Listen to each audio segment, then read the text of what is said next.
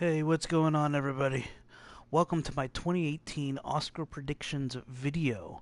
Now, I had intended initially to make a 2018 predictions for nominations, and as I've kind of gone through and reviewed movies, I've been predicting within the videos themselves.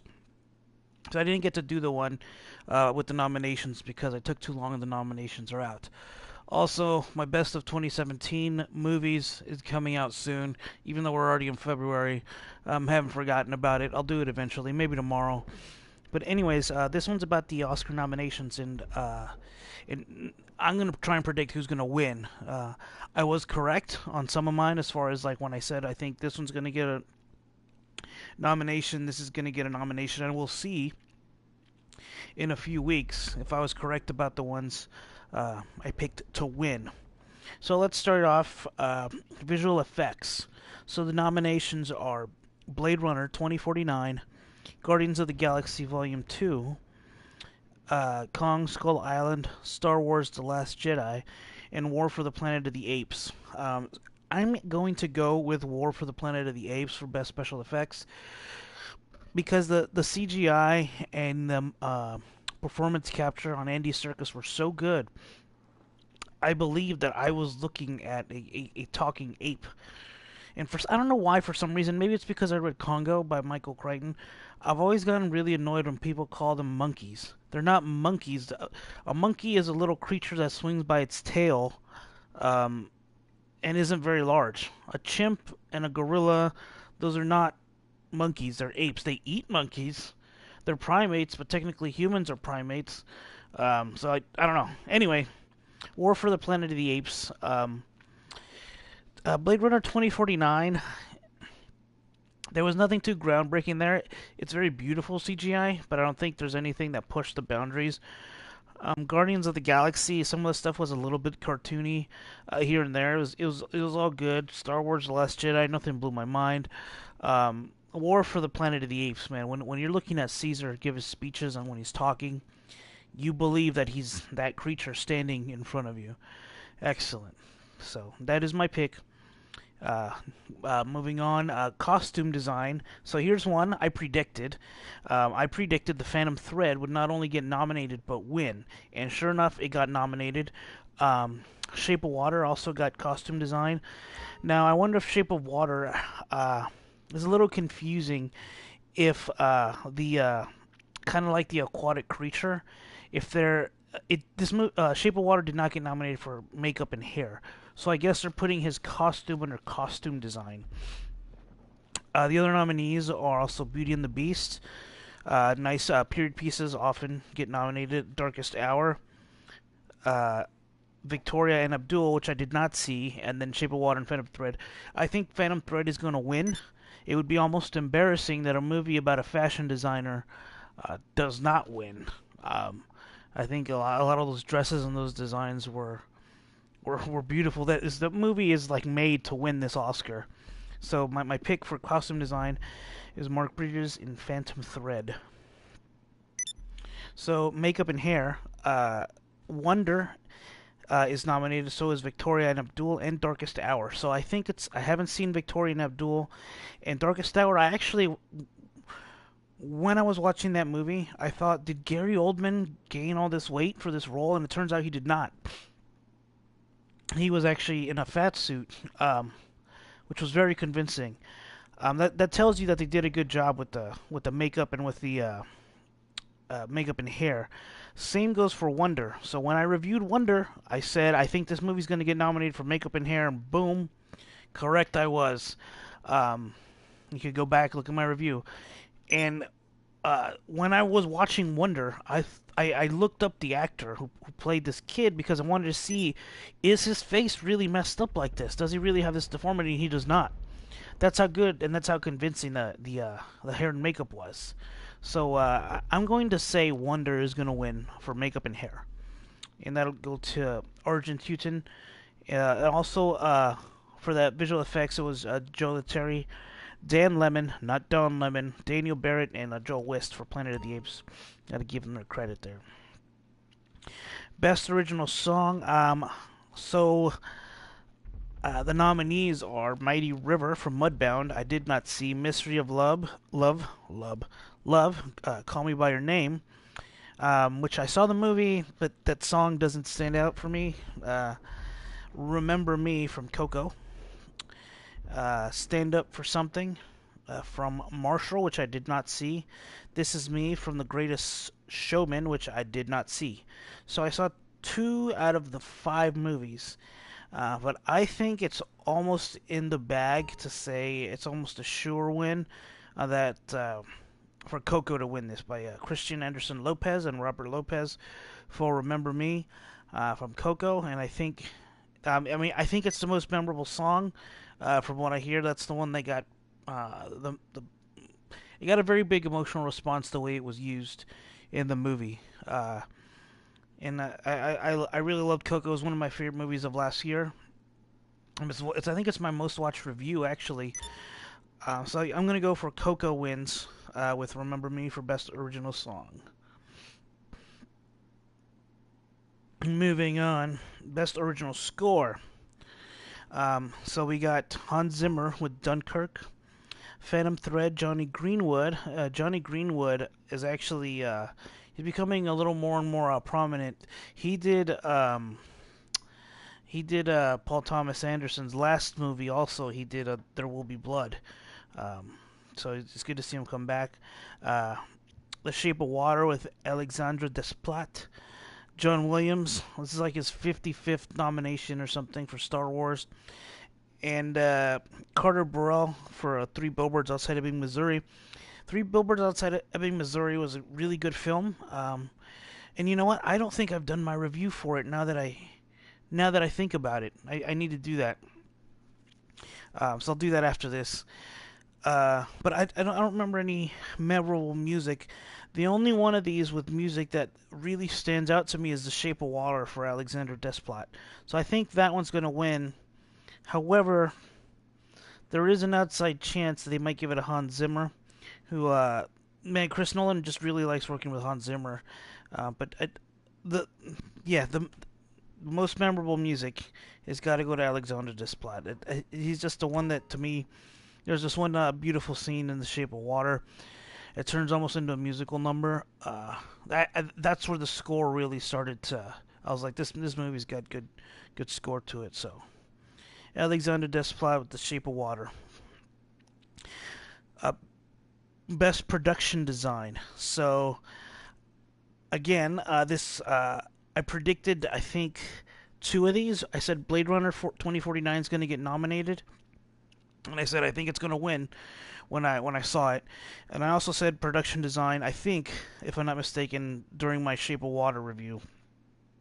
So Shape of Water, Blade Runner 2049, Beauty and the Beast, which has a good chance to win, Darkest Hour, and Dunkirk. So I'm picking Blade Runner 2049 with Dennis Gassner and Alessandra Curzola for best production design, just because that the way that the sets were laid out and designed, the whole movie is it's a very aesthetically pleasing movie to watch. Even though those of you who watched my review know that I hated that movie, it was awfully boring. Oh my god, it was boring. It was beautiful. It was a beautiful movie. It's like looking at a piece of art, but I don't want to look at a piece of art necessarily for 2.5, 3 hours. It's beautifully shot movie. So I'm gonna give production design. The sets. I know it's not. I know the difference between cinematography, but it's just the way they designed it and the look of it. It deserves to. I think it deserves to win. Now sound mixing. With this one, so sound mixing. Excuse me. Sound mixing and sound editing are a little bit different. From my understanding, or at least the way I've always interpreted it, is sound mixing is more like sound effects, right? What does a laser blaster sound like, right? You can't go just fire a laser blaster. There's no laser blaster to fire. You have to make that sound. So the nominees are Baby Driver, Blade Runner 2049, Dunkirk, Shape of Water, and Star Wars: The Last Jedi. I would say Star Wars: The Last Jedi, but the problem is that at this point, I think Star Wars just has a large library of sound effects from the past that I think they just kind of select those and reuse those. I don't know that they're really doing anything new. Maybe they are. Maybe they're redoing everything every time, but I don't think so. Um, I'm actually gonna go with I think Blade Runner 2049. Um,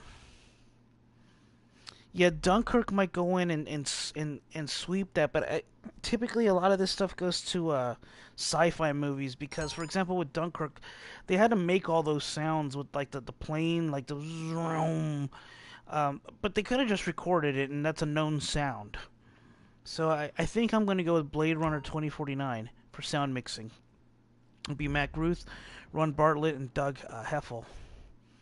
So sound editing, which is more like how it's cut together, not necessarily making the sound effects. Uh, and also the way you cut music and sound. Sometimes you'll have like a silent moment. For example, in the Last Jedi, during the scene where the purple-haired lady goes into Lightspeed, it just got dead quiet. That's an example of sound editing. Um, so again, Star Wars: The Last Jedi, Shape of Water, Dunkirk, Blade Runner, and Baby Driver. Pretty much the same nominees. Um, because Baby Driver played so much with the music, and it had the characters actually singing along. You could tell it took a lot of pre-planning to be able to get the rights to all that and to be able to sync the music correctly, um, time your action sequences to what Baby was listening to. So I'm gonna go with Baby Driver for best sound editing. Uh, yep, yeah, that's my pick. Baby Driver. Julian Slater did that. Best film editing. So here we have Baby Driver, Dunkirk, I, Tonya, The Shape of Water, Three Billboards Outside Ebbing, Missouri. I think Dunkirk is gonna win. It's not my favorite. Um, I like Baby Driver. Um, I want Baby Driver to win. That's my favorite. Right, that's the one I want to win. But the one I think will win is Dunkirk. And I think that just goes back to Chris Nolan and how he likes to edit things often out of order. I actually think doing that with Dunkirk was a disservice. I know what he was trying to do, like, oh, now it's from this point of view, now it's from that point of view, but I often found myself lost, and I still don't exactly know what happened when in what order with that movie. And I think the Academy kind of just sometimes, oh, this is a Nolan film, okay, editing. But with Baby Driver, it was edited in such a way where the action sequences and the chase sequences are clean, and you always have a good sense of awareness as far as where everybody is at. You could tell they made a concerted effort. They had a concerted effort uh, to keep track of things spatially, and it came across in the editing. You're never lost, like in a Transformers movie where it's just piles of garbage uh, being wadded up in your face, and you don't even know what you're looking at. So I'm gonna say Dunkirk's gonna win, but my favorite is Baby Driver. Best foreign language film. I did not see any of these. Uh, from Chile, there's a Fantastic Woman, Lebanon, The Insult, Russia, Loveless, Hungary, on Body and Soul, and from Sweden, The Square. I didn't see any of these. I never heard of those. I don't know what that is, so I have no opinion. Okay, best live action short film. I have not seen any of these either. Uh, the Caleb, Elementary, The 11 O'Clock, My Nephew Emmett, The Silent Child, and Watu Wote slash All of Us. I have no opinion. Didn't see any of these. Okay. Best documentary short subject. I didn't see any of these. Edith and Eddie, Heaven is a Traffic Jam, Heroin, Knife Skills, and Traffic Stop. I have no clue. So no opinion. Unlike, I know some people like to be opinionated on things that they know nothing about. I don't do that. Okay? Now, best documentary feature. Let's see. I didn't see any of these. Last Man in Aleppo, I've heard of that one. And I think I had a chance to watch it, and then I was just like, I didn't go see it. So Strong Island, Last Man in Aleppo, Icarus, Faces, Places, and Abacus. I have no opinion again. So that's one, two, three, four that I have no opinion on because I didn't see them. Okay, now here we go. Cinematography. Nominees are Blade Runner 2049, Darkest Hour, Dunkirk, Mudbound, and Shape of Water. I did not see Mudbound, unfortunately. I don't even know what that is. I think Blade Runner 2049 deserves this Oscar. It is the most beautifully shot movies of the four that I've seen of these five. Shape of Water could steal it, but Blade Runner 2049 was just shot so beautiful, and that's Roger Deakins was the cinematographer, the DOP on that film, and it's wonderfully shot, man. I feel like that movie's more suited to be like have it in one of those electronic picture frames that changes shots like every 20 minutes, and just have it hanging over your fireplace or something. That's what I think more about that movie. It's a collection of very beautiful images. Okay, original screenplay. Okay, I've seen all of these. Um, The Big Sick, Get Out, Lady Bird, The Shape of Water, and Three Billboards Outside Ebbing, Missouri. Now, I could be wrong, but I don't think I ever reviewed Get Out. I've been thinking, maybe I did, and have to go. Maybe I have to go through my videos. I don't know. I think I saw it during when I was living in Florida, um, during the last half of last year, if I'm not mistaken. And it was one of those things where I was like, I'll review it tomorrow or later, and then I never did it. Maybe I did. I don't know. Did I? Um, Either way, so The Big Sick, I said this movie's going to get nominated for Best Original Screenplay. Also, I think I said that about The Shape of Water. Uh, my favorite to win is The Big Sick. Lady Bird, I think, is an awfully overrated movie. The so-called challenges and trials that this girl has to go through, to me, are really first world problems, man. There's nothing serious there. Her mom's kind of mean, not as mean as another mom in another movie, um, but it's just part of growing up. There was no moment in that movie that was any thing that was a big deal. And interestingly enough, three of these movies were based on true events or inspired by, right? Get Out was unbelievably original. I think Get Out might win, but my pick is gonna be The Big Sick. I'm gonna say The Big Sick is my favorite to win, and I'm gonna say I think it is gonna win. I would not be surprised if Get Out comes in and steals it though. But I'm going for The Big Sick, and I said I think this movie might even win. It's gonna get nominated, so another prediction. I was correct. Um, and I'm going for The Big Sick. It's incredibly well written, and I just remember that was just in that just it being well written just was ingrained in my mind after I walked out of that movie. So that's my pick. Adapted screenplay. Oh, one thing I forgot to start. I was going to start off with the section called snubs. I'll just do that right now. Who were the Oscar snubs? Definitely, Coco didn't get nominated for Best Picture. That's a snub. Uh, Hugh Jackman did not get nominated for Best Actor. That's a snub. Jeremy Renner didn't get nominated for Best Actor. That's a snub. In fact, Wind River didn't get nominated for anything. I think Wind River was enormously snubbed. I don't know why. It was an excellent movie. It was a great freaking movie. It's the same guy who wrote Sicario and um, Hell or High Water. For some reason, this third one they just ignored it. I don't know why. I think it's his first time directing. He did a great job. That was the biggest snub. And Logan. I also think Patrick Stewart deserved a Best Supporting Actor, and maybe even that little girl for Best Supporting Actress who played X-23. Definitely got snubbed. Logan and Wind River. Those are the two movies I think. Um, but at least Logan got a nomination, which is the next one. and that's for adapted screenplay. So we have Call Me by Your Name, which I think is based on a book. The Disaster Artist, um, based on The Room, the book, the book called The Disaster Artist. Logan, which is based on I think Brian Michael Bendis's Old Man Logan. I think Brian Michael Bendis wrote it. I could be probably completely wrong. Molly's Game by Aaron Sorkin. I did not see Molly's Game. Uh, I really should have seen it. I regret not seeing it. I guess I still can go see it. There's still time. It's still in theaters. And Mudbound, which I did not see. So I have a feeling that the Disaster Artist is going to win. But I'm 100% rooting for Logan. I want Logan to win.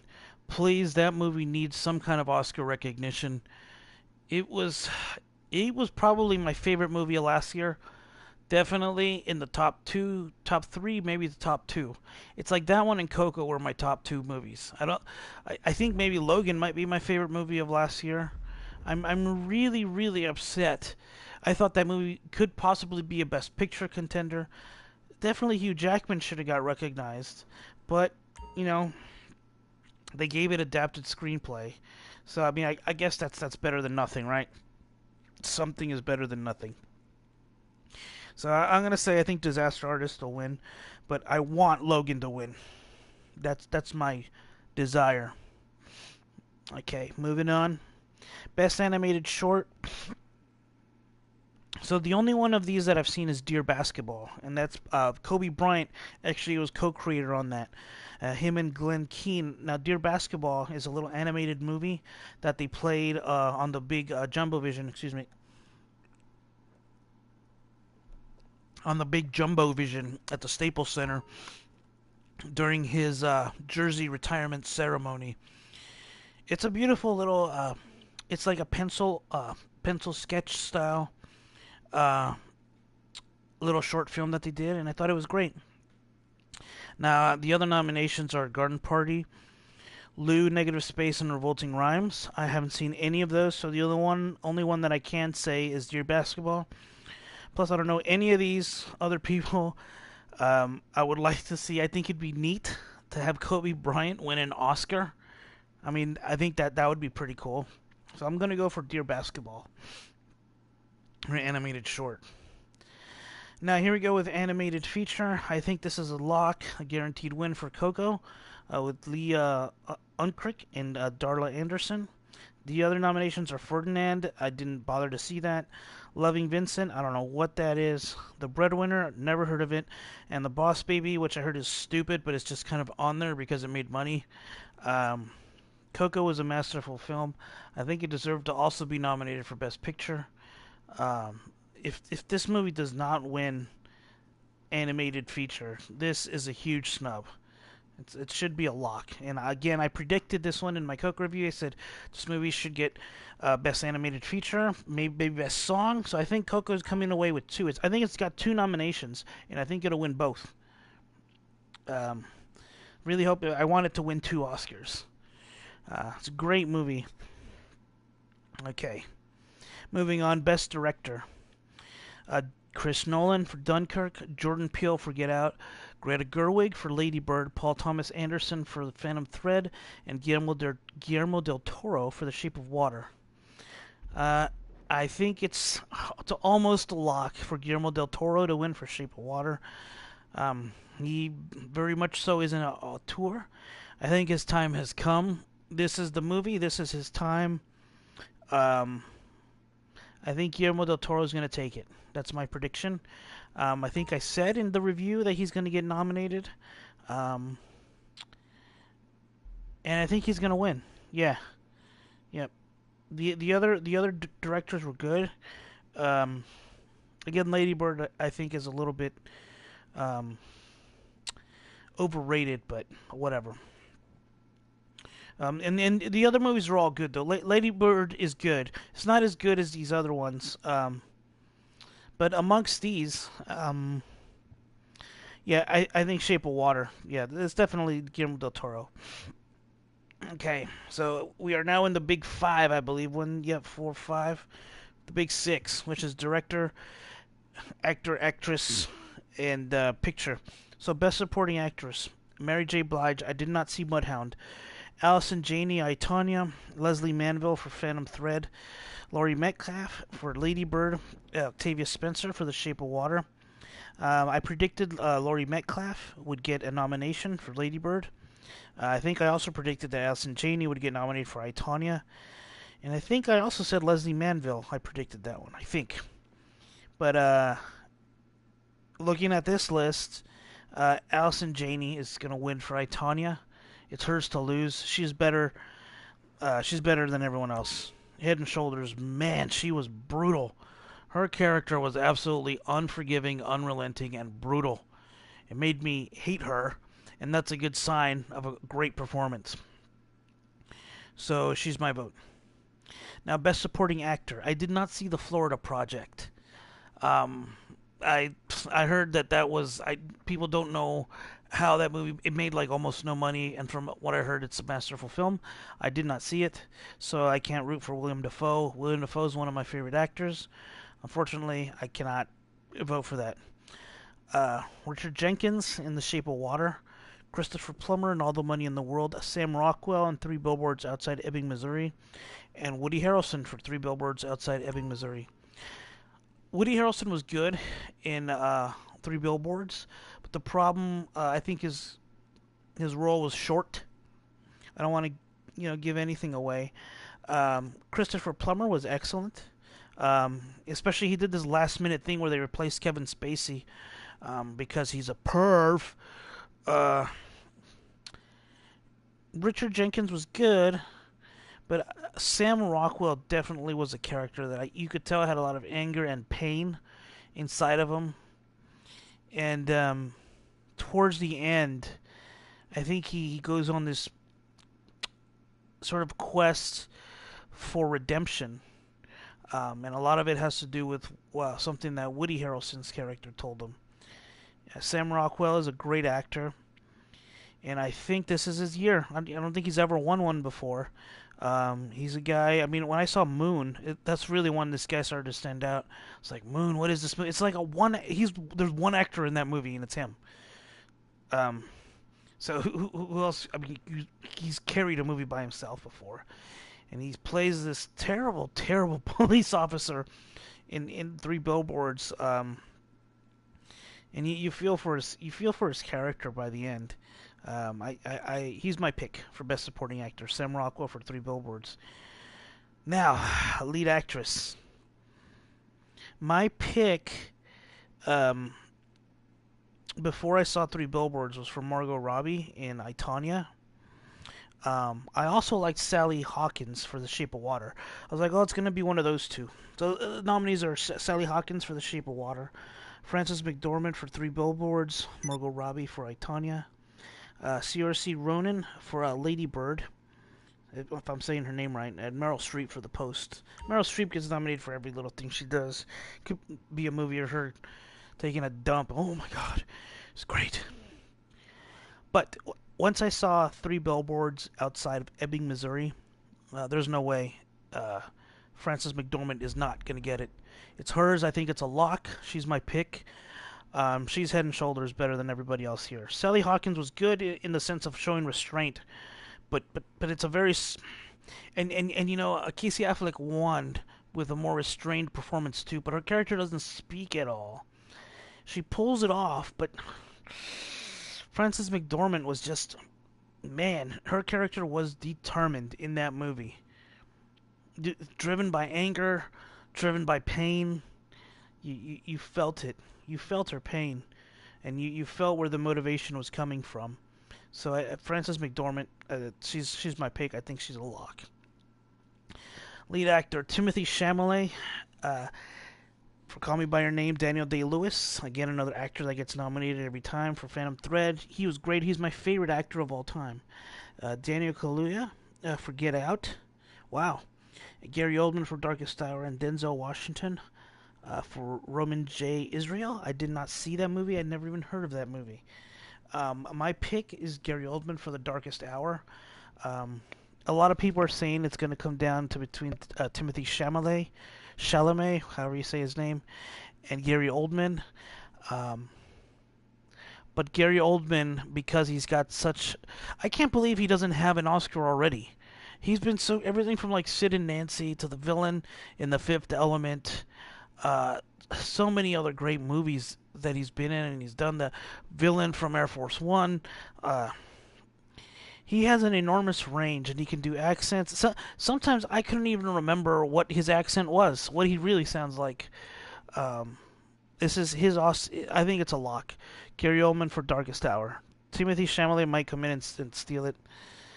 They gotta give this one to Gary, man. They just got to. I really hope they don't. Just who was the best performer? Okay, please don't have any other agendas. Academy. I think Gary Oldman was the best performance. Okay, and Best Picture, we've got 1, 2, 3, 4, 5, 6, 7, 8, 9. Again, I'm upset Logan isn't on this, but the nominees for Best Picture are Call Me by Your Name, Darkest Hour, Dunkirk, Get Out, Lady Bird, Phantom Thread, The Post, Shape of Water, and three billboards outside Ebbing, Missouri. So I think looking at this list, these are not my favorite movies of last year. These are all excellent films. They're all great films. All of them are fantastic films. Lady Bird probably is the weakest of these. And Dunkirk, I think, is overrated. If you've noticed, I don't think I've voted for Dunkirk on anything. Um, I said I think it might win editing, but I don't want it to. So I think Lady Bird and Dunkirk are the weakest here. The Post also is good. It's not as strong as Phantom Thread or Call Me by Your Name. Um, but based on these movies, I think The Shape of Water is going to win the Academy Award for Best Picture. If anyone can steal it, I think it might be Three Billboards outside Ebbing, Missouri. I don't think Call Me by Your Name is going to get it. I think it's The Shape of Water. So that's going to get Best Director and Best Picture. Um, yeah. So those are my Oscar predictions for 2018. I think the Oscars are in about 3 or 4 weeks. We'll have to watch. I have to get TV again. I disconnected my TV before I went to Florida a few months ago, and now I don't have TV. So I have to get that reconnected. And stay tuned for my best of 2017, even though it's like the first week in February. I guess better late than never. But I'll be putting that together really soon. Let me know what you guys think. Like and subscribe. And I will see you guys later. All right. Bye.